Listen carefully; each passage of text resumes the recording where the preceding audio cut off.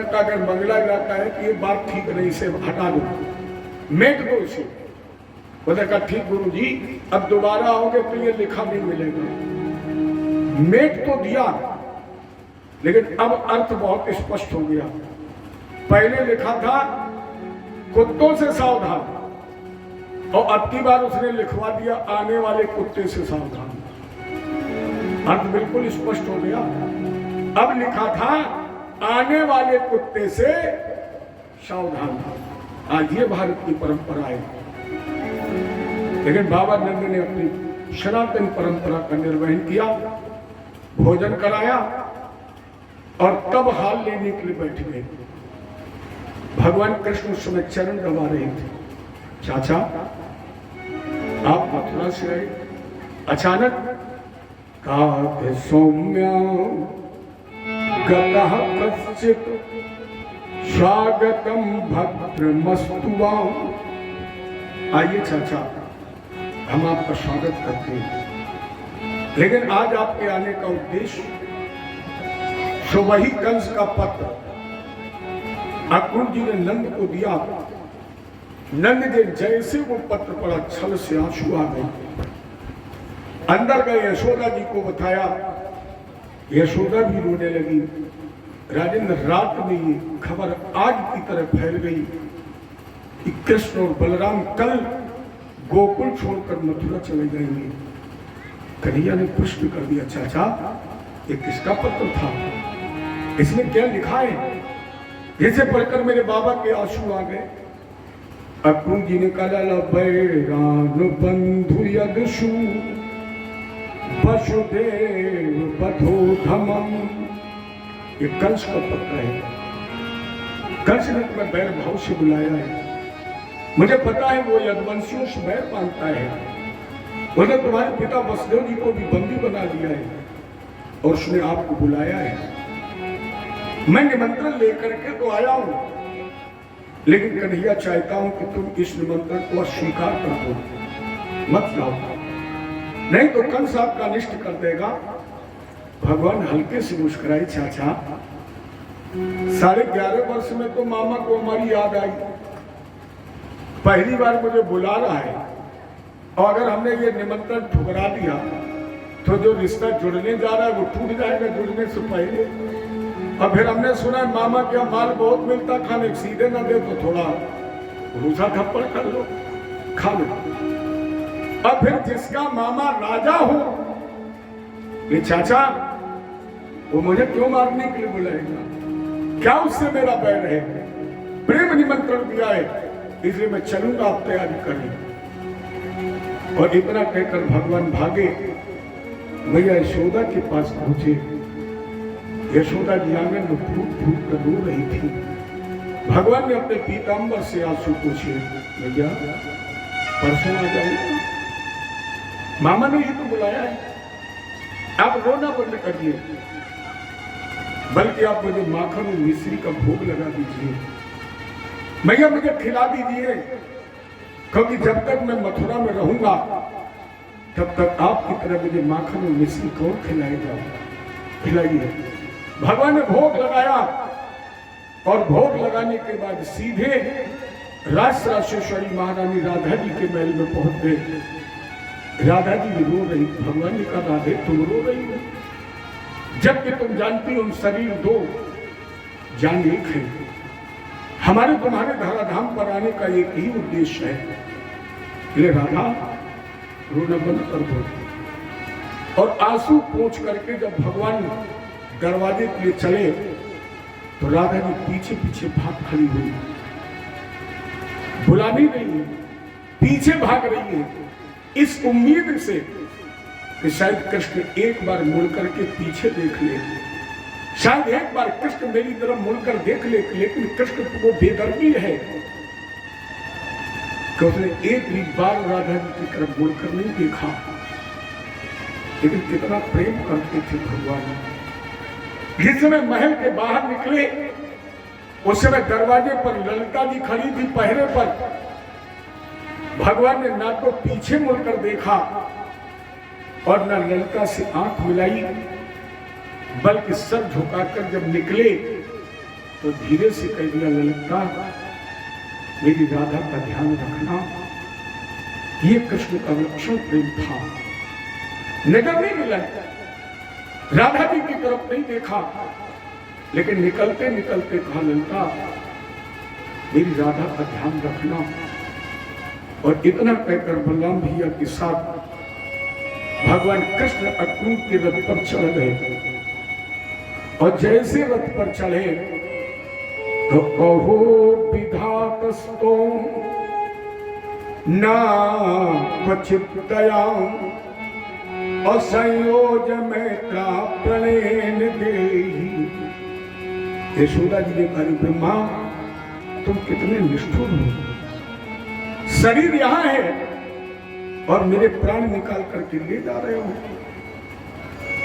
मत ले जाओ मेरे कृष्ण को। एवं ब्रोहाणा बिरहा तुराभसम अब्रज स्त्रिया कृष्ण गृहीत मानसा विसज्जलज्जाम। जिस यशोदा ने आज तक बाबा नंद के महल का दरवाजा नहीं देखा, उस यशोदा ने आज मर्यादा का त्याग कर दिया, लज्जा त्याग दी और देहरी के बाहर निकल करके आ गया। क्रोध, रुक जाओ, मत ले जाओ मेरे कृष्ण को, कृष्ण तो मेरे प्राण है। अरे ब्रह्मा, अगर तुम्हें पुत्र लेना ही था तो तुम्हें दिया ही तो था। अगर इस शरीर से तुम्हें प्राण निकालने ही थे तो फिर वृद्धावस्था में कृष्ण और बलराम रूपी प्राण तुमने दिए ही क्यों थे? ब्रह्मा, क्यों तुमने इस सुखी यशोदा की गोद में वात्सल्यता और ममता को क्यों प्रकट किया? यशोदा माता चीखने लगी, अहे लाल हजारी कहाँ चले? गोपी मंडल रोकर बोला, गोपिका बिहारी कहाँ चले? वृंदावन का बन बोल उठा, हे विपिन बिहारी कहाँ चले? गोवर्धन से आवाज उठी, अहे हे गिरधारी कहाँ चली? गोवर्धन उठाने वाले कृष्ण कहाँ जा रहे हैं? क्या अपराध हो गया है? लाला, अगर तुम चले जाओगे इंद्र क्रोध करेगा, ब्रज में वर्षा करेगा, तो फिर गोवर्धन उठाएगा कौन? फिर यार आज के बाद मेरी ब्रज में गंगे चढ़ाएगा कौन? बोलो ना श्याम, आज के बाद जब मैं दध मंथन करके मक्खन निकाल करके रखूंगी तो उसका भोग लगाएगा कौन? कन्या जान गई, मुझे इस तरह जाने नहीं देगी। चाचा रथ रुका। भगवान कृष्ण बलराम भैया के साथ नीचे आए और बोले, चाचा जब हम कहें तब रथापना। मैया के पास पहुंचे, मैया तुम्हें अपने कृष्ण पर विश्वास नहीं है? मां, मैंने कोई ऐसा कार्य किया है तुम्हारा भरोसा उठ गया हो? गोपियों, क्या मैंने कभी धोखा किया है? गोपियों, कभी तुम्हारा विश्वास तोड़ा है? और अगर नहीं तो हे बालाओ विश्वास करो, मैं तुमसे कभी न न्यारा हूं और अब तक भी रहा तुम्हारा हूं और आगे भी सदा तुम्हारा हूं। हे गोपियों, हे राधे, कृष्ण आज तक तुम्हारा था, आज भी कृष्ण तुम्हारा है और भविष्य में भी कृष्ण तुम्हारा रहेगा। चलो, नहीं विश्वास तो ये बताइए, मेरे पास कोई ऐसी वस्तु है जिसे हमेशा हमने अपने पास रखा हो, जिसे अपने में कभी जुदा न किया हो? राधा जी एक कदम आगे बढ़कर बोली, हाँ है तेरे पास एक वस्तु जिसे तू प्राणों से ज्यादा चाहता है। कौन? मुरली। मुरली है तेरे पास। भगवान कृष्ण ने कमर से मुरली निकाली, राधा जी के हाथ में दे दी। राधे, अब तो तुम्हें विश्वास हो गया होगा कि कृष्ण जरूर अपनी प्राणपुरी मुरली को लेने बढ़ जाएगा। इसलिए गोकुल से जाने के बाद भगवान के हाथ में न तो मुरली रही और न भगवान ने कभी मुरली बजाई, क्योंकि वो तो राधा जी के पास थी। गोपियां उस मुरली में भ्रमित हो गई। भगवान रथ पर बैठे, आवाज लगाई, चाचा तो भगवान अभी संप्राप्तो। जैसे भगवान कृष्ण उस रथ पर बैठे, रथ भाग खड़ा हुआ, रथेन वायु वेगेन, हवा की तरह।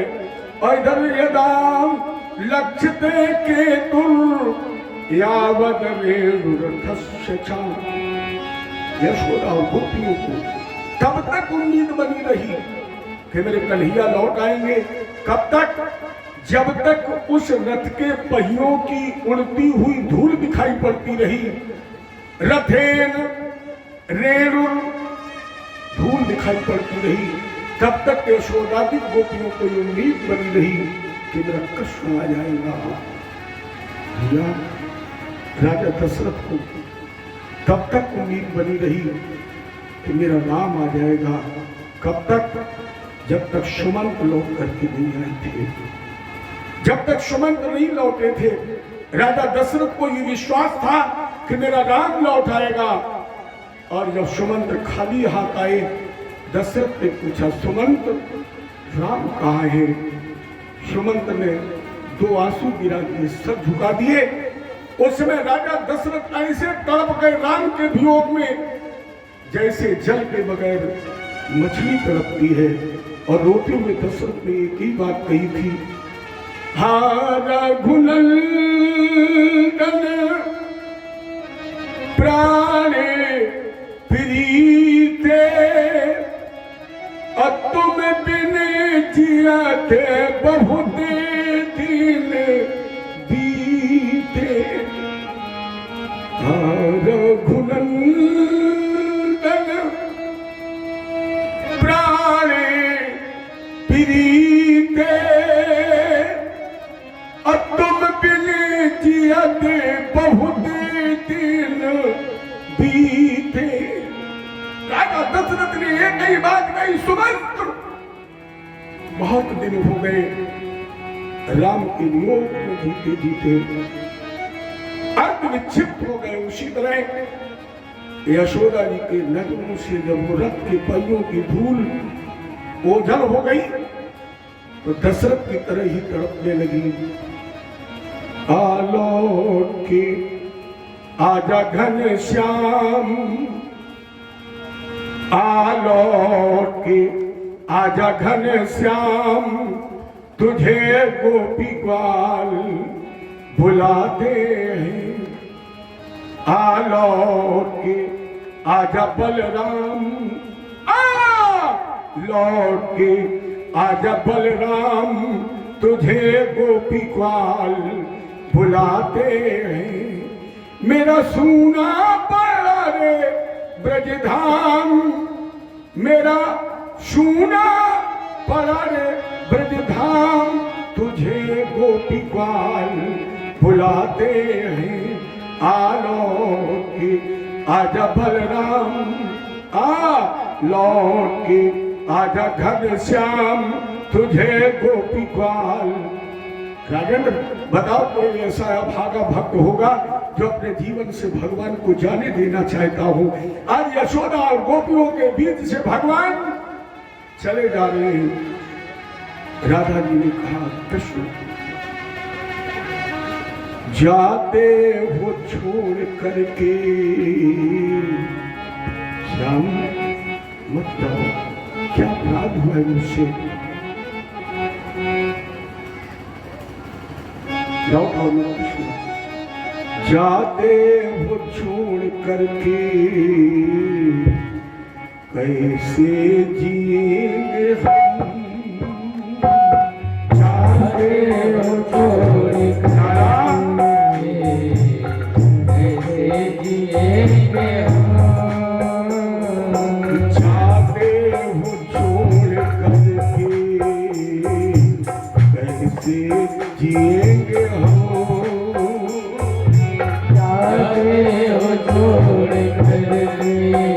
कैसे जिएंगे हम। जाते हो छोड़ करके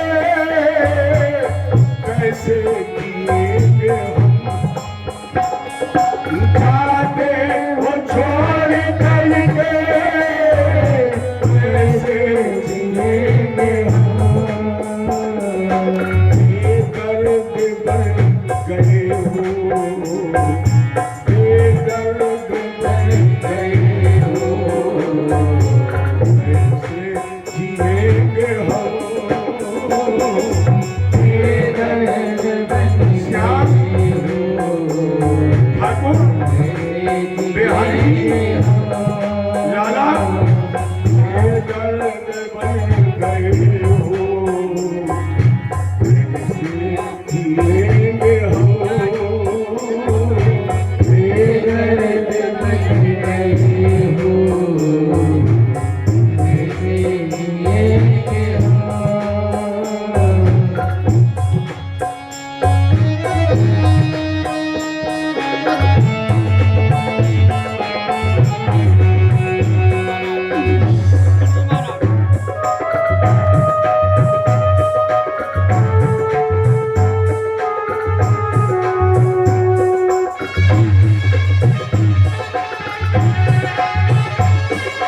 तोता बना के आपको पिंजरा बनेंगे हम। तोता बना के आपको पिंजरा बनेंगे हम। तोता बना के आपको पिंजरा बनेंगे हम।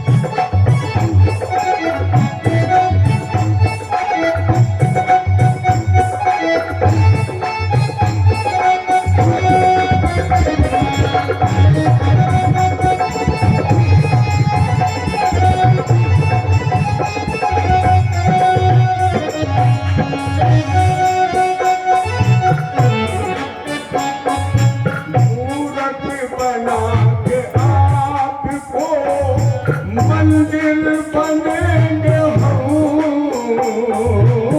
मूरत बना के आपको मंदिर बनेंगे हम। मूरत बना के आपको मंदिर बनेंगे हम। मंदिर में बंद करके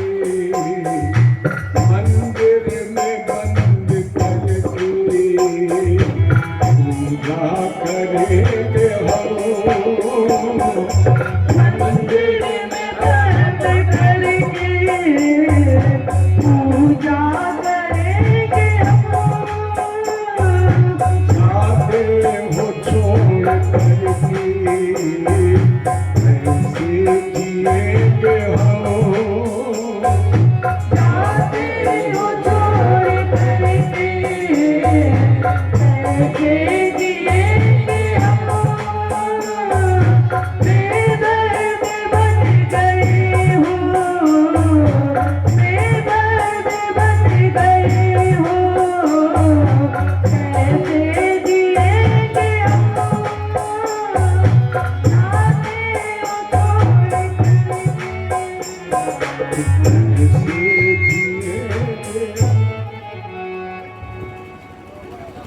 हम ये हेलो। सोच रहे थे कि तुम्हें न टोकना पड़े, एक भी दिन ना तो हमें संतुष्ट कर पाई, ना श्रोताओं को संतुष्ट कर पाई। हर श्रोता ने एक बात शिकायत की, पंडित जी आपकी आवाज मुझे समझ में नहीं आती है। पांडाल के अंदर बाहर समझ में आती है, इसके मतलब मेरी गलती नहीं है। अगर मेरी आवाज खराब होती तो बाहर भी आवाज खराब होती, जय हो। और बाहर अगर आपको साफ मिल रही है इसके मतलब हम निर्दोष हैं।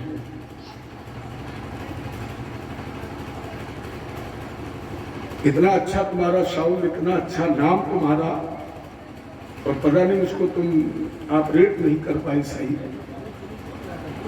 तुम्हें ये पता नहीं लगता है ढोलक की आवाज बढ़नी चाहिए कि बोलने वाले की बढ़नी चाहिए। माइक हम लोगों को क्या तो पावर हम थोड़ी पूरा करेंगे, ये काम तुम्हारा है पावर पूरा करना कि मेरा। तुम अपने पावर के चक्कर में हमारा पावर खत्म कर रहे हो। जय हो। जय बोले कृष्ण भगवान की जय हो। इसमें वो नहीं लगाए हो, तब भी कम है। आइए प्रसंग पर। रथेन वायु वेगेन कालिंदी मद्दनाशिनी। अक्रूर जी का रथ जिस समय यमुना जी के किनारे पहुंचा, अक्रूर जी ने कहा लाला हम स्नान कर रहे हैं। कन्हैया बोले चाचा पता नहीं हम भी कब लौटेंगे, हम भी ना आने। अक्रूर जी ने कहा तुम तो रथ के नीचे भी मत आना। और रथ की बागडोर भगवान के हाथ में देकर जैसे यमुना जी में स्नान करने के लिए गए, और अचानक इनकी आंख खुल गई तो कृष्ण बलराम मैं रथ के यमुना जी में। अक्रूर जी ने कहा कि मेरी समझ में कृष्ण से रथ संभला नहीं, और घोड़े रथ के सहित डूब गए। अब हम ना तो कंस को समझा पाएंगे और ना यशोदा जी को क्या करें। इसी अंतर्द्वंद में जब यमुना जी से उछल कर इन्होंने किनारे देखा तो कृष्ण बलराम मैं रथ और घोड़ों के किनारे। अक्रूर जी ने कहा कहीं हमें आंखों की बीमारी तो नहीं हो गई है कि एक रथ के दो कृष्ण दो बलराम फिर डुबकी लगाई। और अब की बार जब डुबकी लगाई तो न रथ थे, न घोड़ा, न बलराम, बल्कि शेष की सैया पर भगवान चतुर्भुजी रूप में। अक्रूर जी ने तुरंत हाथ जोड़ करके प्रणाम किया। नयते स्वरूपम विदुरात्मनस्ते और राजा गयो नाप्रतया गृहीता अजोनुबद्धाओ सगुणे रजायाओ अगुणात् परम वेद नाते स्वरूपम वेद। प्रभु आप वो हैं जिसके स्वरूप को वेद भी नहीं जानते, जिन वेदों ने भगवान को 96,000 ऋचाओं में गाया है। वेदों ने भगवान के दिव्य स्वरूप को 96,000 ऋचाओं में गाया, और जब पार नहीं पाया तो केवल नेत नेत नेत कहकर बुलाया। जिसके लिए विद्वानों ने लिखा भुजाएं है, न सीना है, न गर्दन है, न पेशानी, भुट्टो में निर्लेप नारायण, बिन पद चले सुने बिन खाना। और प्रभु आप वही हैं, नाते स्वरूपम वेद। इसलिए अक्रूर आपको प्रणाम करता है। देखो भगवान को जब अक्रूर लेने गए तो एक चौपाई प्रमाणित हुई अत से रगड़, और जब इन्होंने यमुना जी को नहाया यमुना जी में तो दूसरी रामायण की चौपाई प्रमाणित हो गई। सोई जाने अक्रूर को भगवान ने अपने परे रूप का ज्ञान करा दिया। मथुरा के बाहर उस उपवन में जहां नंद ठहरे थे, कृष्ण बलराम को उतार दिया। हालांकि अक्रूर जी ने कहा कि हम चाहते हैं आप मेरे यहाँ चले। भगवान बोले चाचा आपका घर तो अपने ही घर है। पहला निमंत्रण मामा का है, दूसरा निमंत्रण चाचा का है। जाओ मैं आऊंगा आपके यहाँ। अभी जाकर के कंस से कह दो कि तुम्हारे दोनों भांजे कृष्ण और बलराम आ गए। अक्रूर ने कंस को जाकर बताया, और जब अक्रूर ने कंस को बताया कृष्ण बलराम आ गए तो बिल्कुल ऐसा धक्का लगा कंस को जैसे सूबड़ खा के बताने पर रावण को लगा।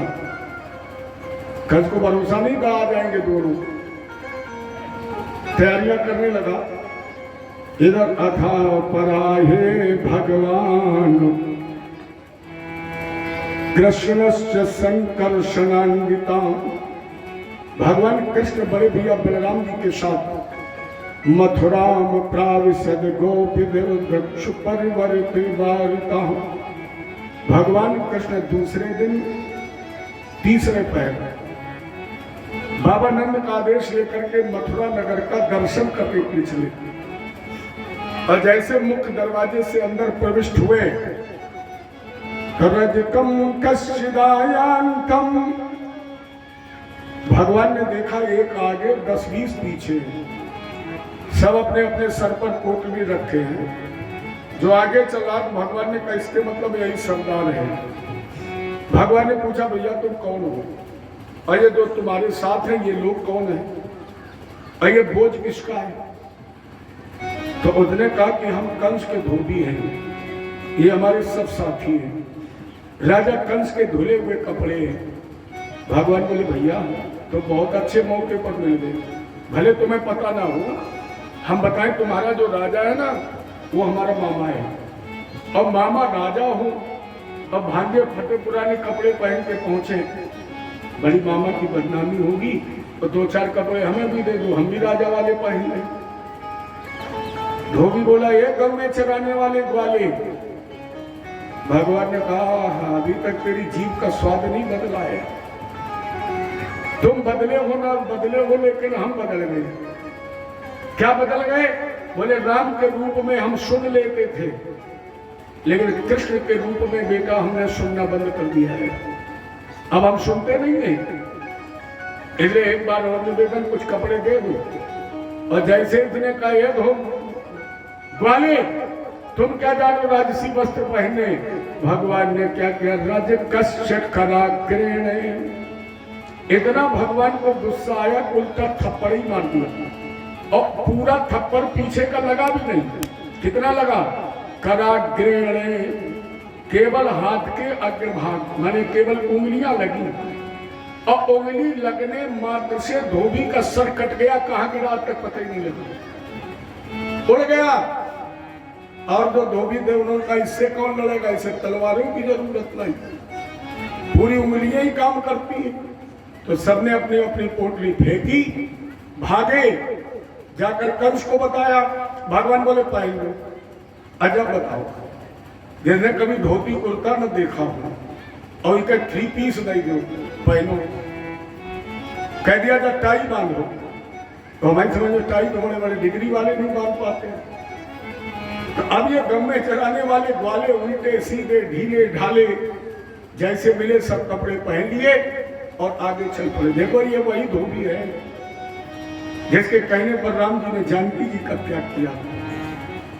आगे बढ़े तो नाना लक्षण भेषभ्याम कृष्ण राम विरेजतु और सलंकृतौ बाल गजौ पर्णी वसिते तरु।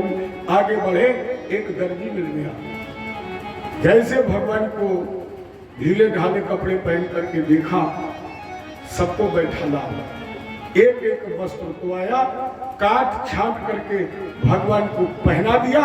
भगवान बोले बर मांग लो। दर्जी ने कहा मांग लो, इसे पता लग चुका है वही धोबी की बात। दर्जी ने सोचा कि कृष्ण की धोबी की बात हुई और भगवान को बात अच्छी नहीं लगी, सर कट गया और हमसे कह रहे मांगो, और हमने मांगा और कहीं इनके मन का ना हुआ और धोखे मंगुरी चल गई। इसलिए बोले कन्हैया में कुछ नहीं चाहिए। अब यहां जरा 1 मिनट ध्यान देना। आप रामायण पढ़ें, रामायण में कोई ऐसा पात्र है जो राम जी से मिला हो और राम जी ने उसे कुछ दिया ना हो? कोई ऐसा पात्र है? महाराज जी एक ऐसा पात्र है जिसने राम के जीवन का सबसे अच्छा कार्य किया है और राम जी ने उसे ही कुछ नहीं दिया है, और उसका नाम है सुखेन वैद्य। राम जी ने कुछ दिया ही नहीं। इतने भ्रात प्रेम में थे कि डॉक्टर की फीस भी नहीं दी। जब हनुमान जी उठा के लंका रख आई तब याद आई अब बोले हनुमान बड़ा गड़बड़ हो गया। क्या हुआ? बोले डॉक्टर साहब आए, दवा बताई, दवा पिलाई, भाई को जीवन दिया, मैंने तो उनको फीस भी नहीं दे पाई। हनुमान जी बोले तो फिर उठा लाए। राम जी ने के पूरे रात का उठावई धरी करो तो रही हो। फिर बोले जाओ सुखेर को हम वरदान देते हैं कि ज्यादा से ज्यादा बीमारी कलयुग में होगी और डॉक्टर अपनी मनचाही फीस वसूल करेगा। ये भगवान ने डॉक्टर को वरदान दिया। इसे कलयुग में देख रहे हो, कोरोना से पहले दिन की फीस 300 आती, अब वो 800 लेने लगे। देव तुम्हारी बात की दर्द हो देने पर तुम्हें नहीं, हम देने पर भगवान का वरदान है। और दूसरा वरदान भगवान कृष्ण ने दर्जी को दिया है, क्योंकि दर्जी भगवान बोले मांगो, दर्जी ने कहा कुछ नहीं चाहिए। भगवान बोले तो कलयुग में धन दिन दुगना रात चौगुना बढ़ेगा। और कितना बढ़ गया? कुर्ता कपड़ा भले तुम 30 रुपया मीटर को लाओ तो 3 मीटर लगेगा, 90 का हो गया। और सिलाई है 350 तक कम। कुर्ता पहनने वाला भले ना एसी में बैठे, लेकिन देखो इटावा 10-20 टेलर ऐसे बगैर एसी के। क्या करूं, भगवान का वरदान है, दे दिया। तो दर्जी को वरदान दे दिया भगवान ने, खूब फलोगे फूलोगे। इसका भी संबंध रामावतार में था। देखो पहले भी और आज भी पंडित हुआ, कुम्हार हुआ, कहार, नाई, मनिहार, धोबी, ये सब उम्मीद करते हैं कि हमारे यजमान का परिवार जितना बढ़े उतना ही हमारा कल्याण होगा। अच्छा दूसरी बात, अपने हिंदू धर्म में कोई ऐसी बिरादरी है जो अछूत हो? कोई नहीं है, केवल समझने का विषय है। समय समय पर सबकी कीमत है। अपने यहाँ कोई बिरादरी त्याज्य नहीं है, और अगर कोई बिरादरी अछूत है तो हमें तो पता नहीं है आपके यहाँ क्या होता है, लेकिन मेरे यहाँ की आज भी परिपाटी है। जब किसी लड़की की शादी होती है वो दिन सिंदूर कौन देने आता है? मांग में सिंदूर कौन देने आता है? धोबिनी तो आती है। और अगर उस दिन कह दे पंडित जी भले 25 बिसुआ के हों, अब धोबिन अगर ये कह दे कि आज हमें 11,000 चाहिए, तो बताओ देने पड़ेंगे? तो देने दूर हाथ और जोड़ने पड़ेंगे कि बहन जी जरूर चलो। अछूत है? नहीं है। अगर हमारे यहाँ कोई बिरादरी अछूत है तो फिर मेरे यहाँ जब लड़की की विदा होती तो आज भी अक्षत धनकुन फेंकती है। समय है। मंडप के नीचे आज भी जो कलश रखा जाता है वो कुम्हार पानी भरता है, कहार, और आज भी मंडप के नीचे गाय के गोबर के ही तो गौरी और गणेश बनते हैं। शायद इसीलिए इनका नाम गोबर गणेश भी है। कुछ नहीं, केवल समय की बात है। स्कंद पुराण में ही एक प्रमाण है। होली के दूसरे दिन, जितने भी हमारे ब्राह्मण बंधु बैठे वो ध्यान दें, स्कंद पुराण में प्रमाण है कि होली के दूसरे दिन जब परेवा होती है उस दिन हर ब्राह्मण के लिए दायित्व है कि अपने यहां काम करने वाले व्यक्ति को अपने दरवाजे बुलाए, उसे भोजन कराए, वस्त्र दे और उसे धन देकर संतुष्ट करे। ये ब्राह्मण के लिए लिखा गया निर्देश है, क्योंकि अपने यहां सब एक दूसरे के पूरक हैं। अच्छा बजाय अगर पूरक ना होते तो सतुआई अमावस का मतलब केवल सतुआ खाना है? नहीं, इससे जो सतुआ बनाने वाले थे, अच्छा हरछठ में क्या होता, अब तो सब खत्म हो गया, अब तो 250 ग्राम खरीद लो। लेकिन हमें याद है कि जब हरछठ के दिन चवेना भुजाया जाता था, उस दिन भूंजने वाले कोई अधिकार था कि अगर तुम्हारे चवेना का आधा भाग भी वो निकाल ले तो आप उस दिन उसे टोक नहीं सकते थे, जो उसे पावर दिया गया। यानी सब एक दूसरे के पूरक है। अपने सनातन धर्म में किसी को सताया ही नहीं गया है, सबके जीविकोपार्जन के साधन। अच्छा बता, करवा चौथ ना हो, हरछठ ना हो, दीपावली ना हो तो कुम्हार का जीवन चलेगा? ये उसकी व्यवस्था। अब तो सब कुछ बदल रहा है धीरे धीरे, इसलिए सब काम भी बंद हो रहे हैं। ब्राह्मण पथ प्रदर्शक है, वो समाज का आईना है, दर्पण है। और जब तक ब्राह्मण पथ से नहीं गिरेगा तब तक अन्य कोई व्यक्ति अपने पथ से गिर ही नहीं सकता है। तो कहीं ना कहीं हम अपने रास्ते से भटक गए हैं। आज भी ब्राह्मण और संत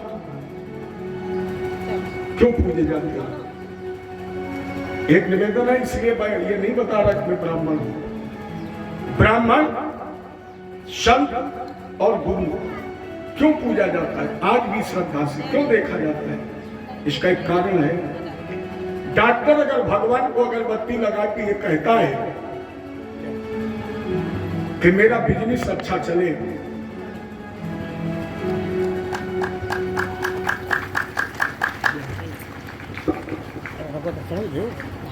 अगर डॉक्टर ये कहता है कि मेरा बिजनेस अच्छा चले, तो फिर आपको मरीज बनना पड़ेगा। बनोगे तभी तो गोली कोस बोतल मिटेगी। अगर वकील ये चाहता है कि मेरी वकालत अच्छी चले, तो आपको मुकदमा लड़ना पड़ेगा। अगर पुलिस वाला चाहता है कि हमें भी कुछ ऊपर की कमाई हो, तो भाई से भाई का विवाद होगा, तभी तो उसका चला।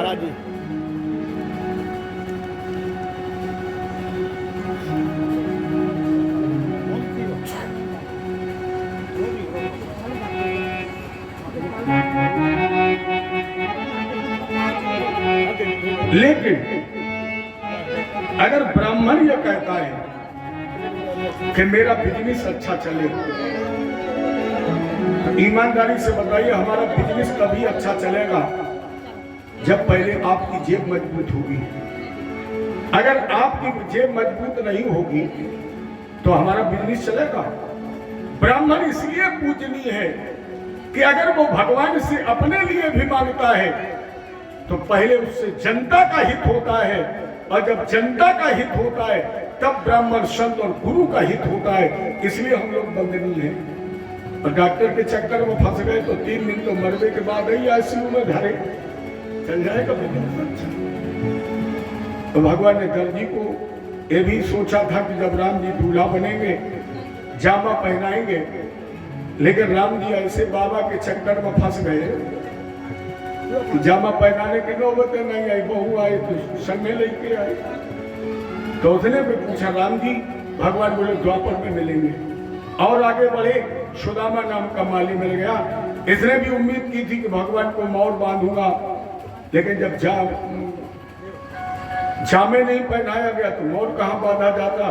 भगवान बोले हम तुम्हें भी द्वापर में मिलेंगे। जैसे सुदामा ने माला पर किया, भगवान ने इसे भी एक वरदान दे दिया। भगवान ने कहा, दुनिया में कोई किसी से हार माने या न माने, हार मांगे या न मांगे, लेकिन जब तेरे दरवाजे भटकाएगा तो ये कहेगा कि भगवान के लिए हमें एक हार दे दो। तुम्हारे दरवाजे आने वाला हर व्यक्ति तुमसे हार ही मांगेगा, इसके अलावा कहीं हार मांगता है? लेकिन वहां हार ही मांगता है। ये भगवान ने वरदान दिया। और आगे चले, अथ भजन राज पथे न माधो, और स्त्री ग्रहीतांग विलेप भाजन, विलोक कुब्जा युवती वरान नाम, अपप्रच्छयांति प्रेषण रस प्रदान। अथ भजन राज पथे न माधो, जिसमें भगवान कृष्ण ग्वालों के साथ राजपथ पर पहुंचे। देखो, राजपथ वो कहते हैं जो राज के दरबार के लिए, राजा के दरबार के लिए जाता है। इसी पर भगवान अपनी मस्ती में जा रहे थे। उधर से एक महिला आ रही थी जिसके हाथ में चंदन का कटोरा था, 3 जगह से टेढ़ी थी। विलोक कुब्जा, भगवान ने देखा कुब्जा और पूछा तुम कौन हो? तो कुब्जा ने कहा, दासस्मयम सुंदर कंस सम्मता, मैं कंस की सबसे सुंदर दासियों में एक हूं। और कुब्जा है कितनी जगह से टेढ़ी?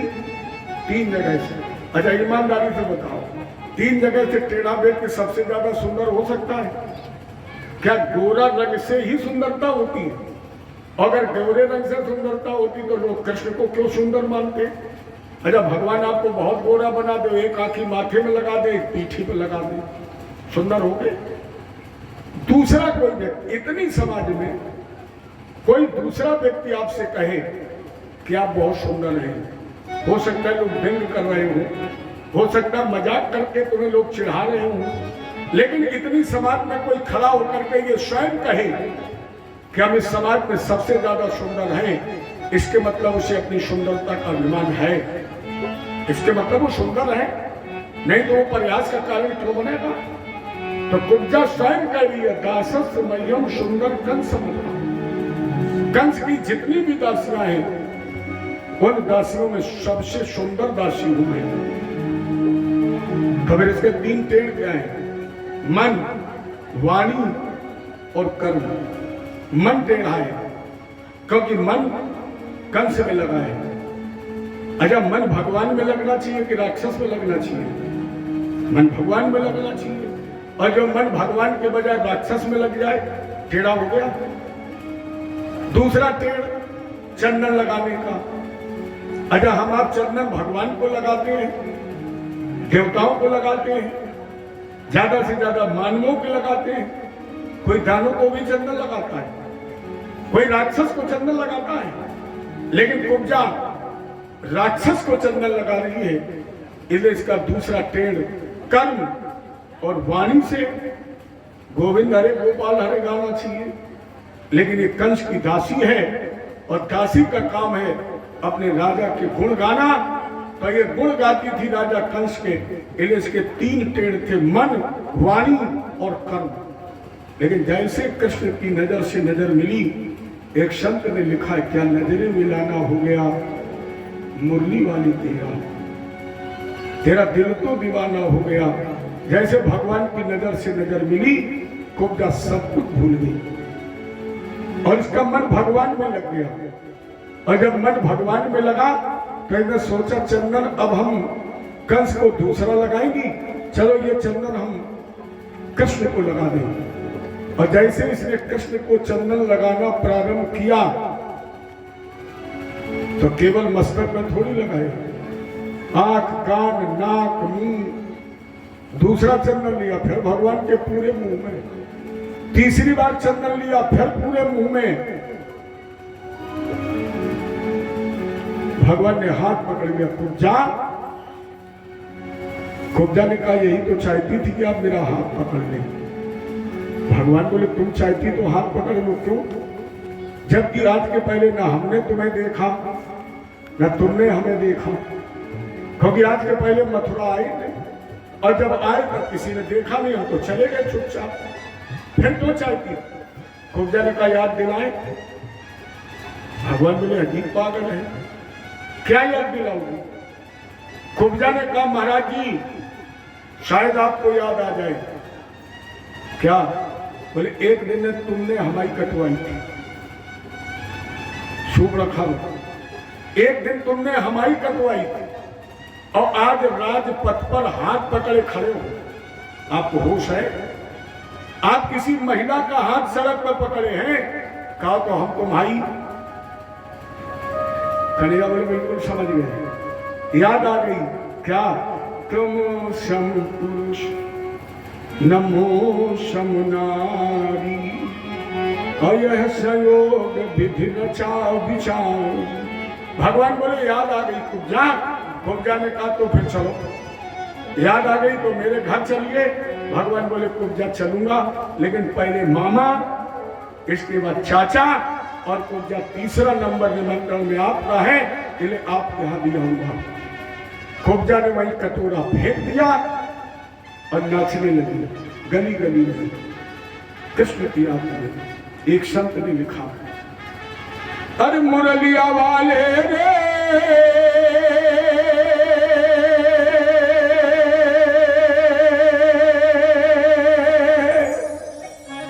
संवरिया प्यारे रे, मेरा दिल तुझ पे कुर्बान। मुरलिया वाले रे, मेरा दिल तुझ पे कुर्बान।